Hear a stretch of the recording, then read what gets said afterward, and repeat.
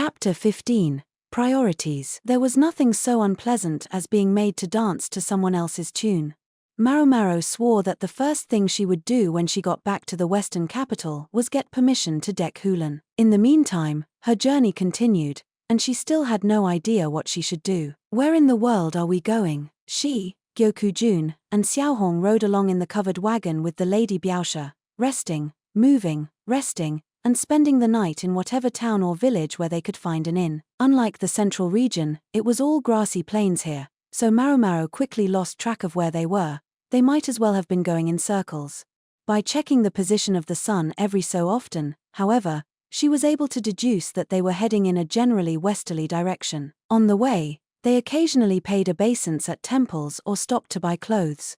Maomao realized that a certain amount of pointless busywork was necessary if she was to be taken for an unsophisticated housewife. The day tours served another purpose too, appeasing the endlessly curious children, who would never have shut up otherwise.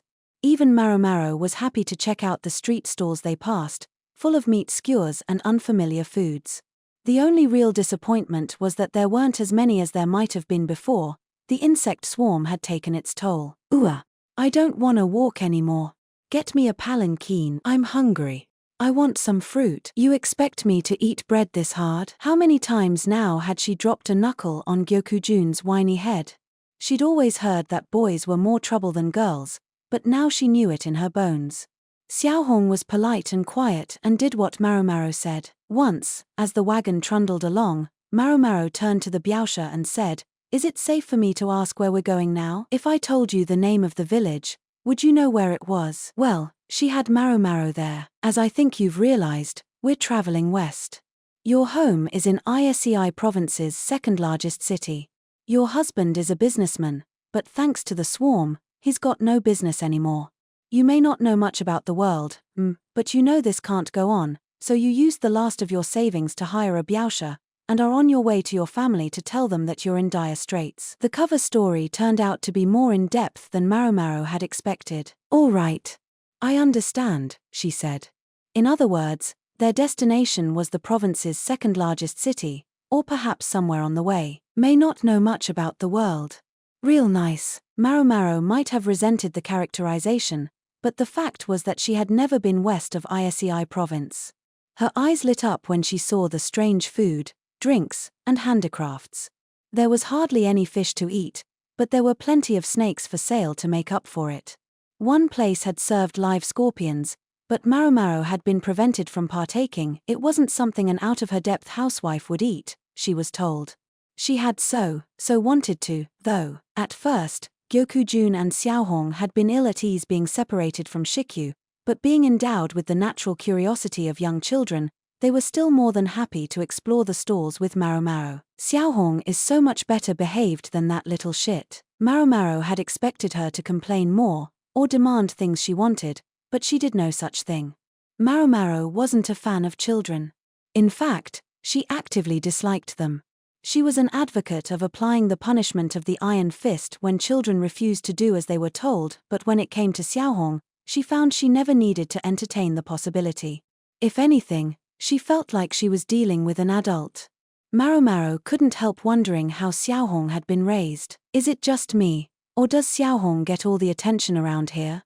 Gyokujun asked her, glowering. Why should I fuss over you? Would it make you feel better if I patted you on the head and went there?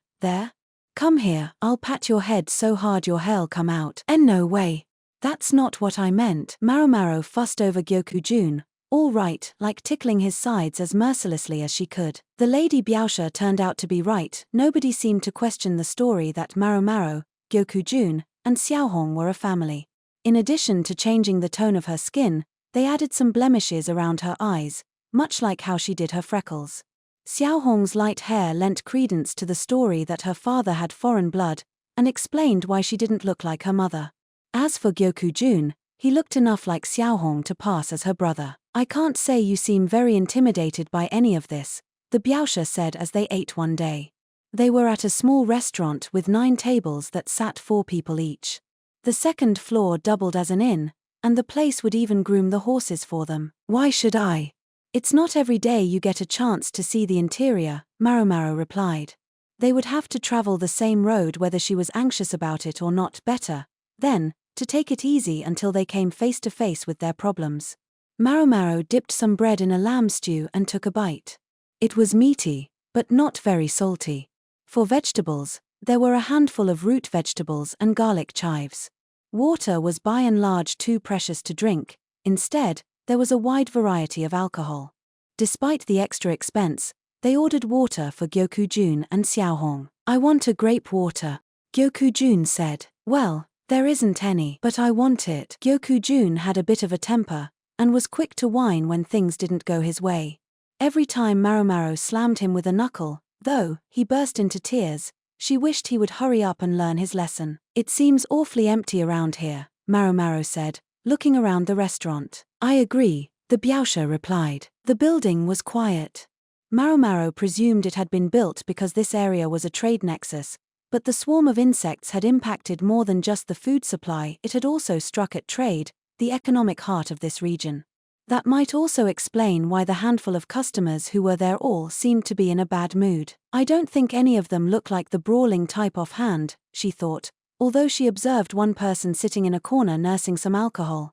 They'd been glancing in the direction of Maomao's party for a while now.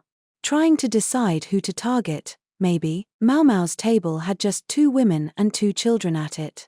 Yes, they had the pair of drivers who doubled as bodyguards, but they made it a point not to eat at the same time.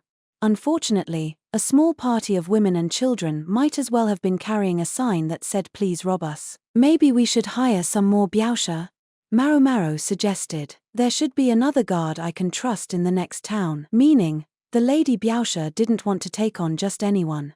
No unknown quantities.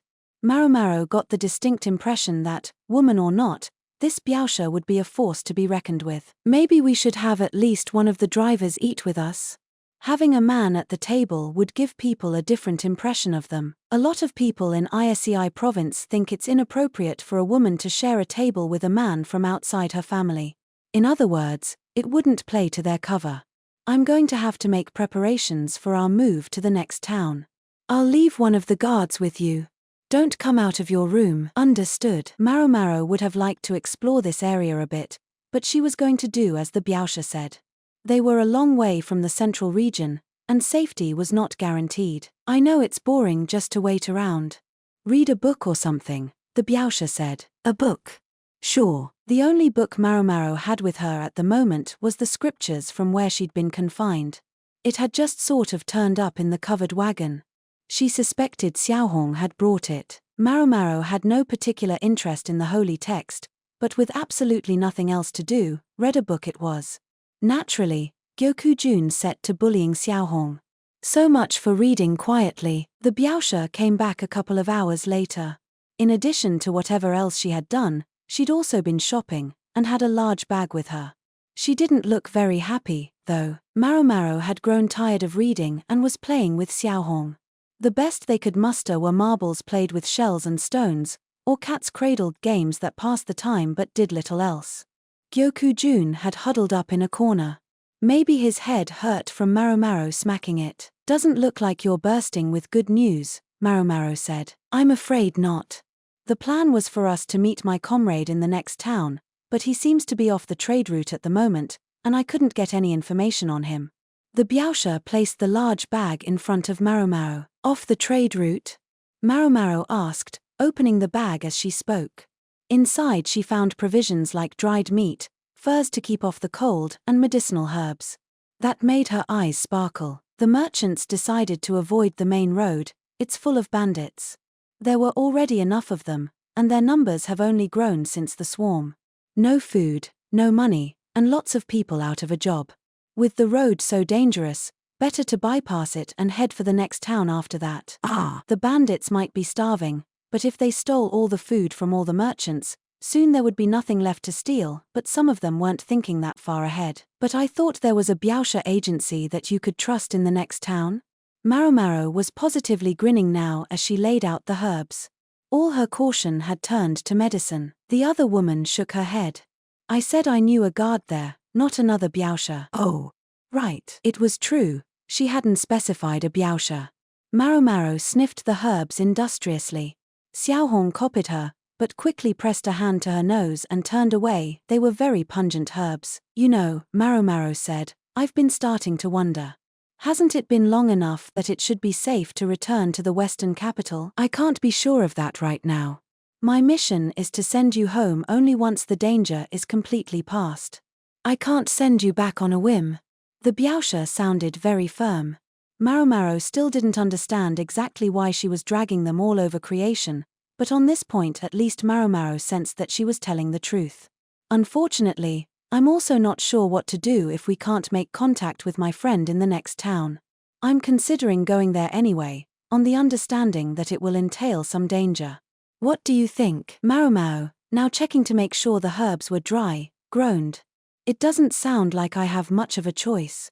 For one thing, we're going to run out of money if we just keep wandering the back roads of Isei province. It does take a bit of the load off my shoulders to hear you say that. From the folds of her robes, the Biaosha produced a small jar, a delicately glazed piece hardly larger than the palm of her hand. What's that?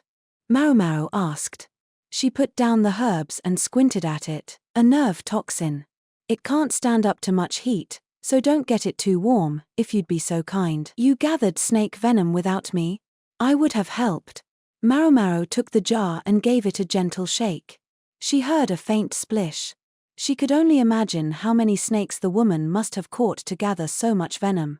Snake venom was less stable than mineral poisons and readily lost its potency, particularly when heated.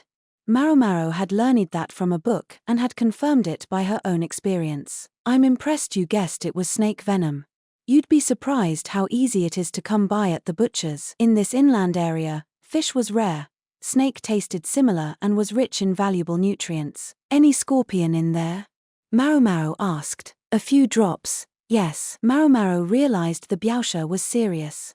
The more varieties of poison there were in a concoction, the more difficult it was to devise an antidote. Take this too. The Biaosha handed her a needle wrapped in cloth. The needle was fixed in place so that as long as the cloth was wrapped around it, it could be carried safely. If anything happens, prioritize your own life. So in other words, no matter what, survive. Is that it? Even, the Biaosha was telling her, if she had to kill someone to do it.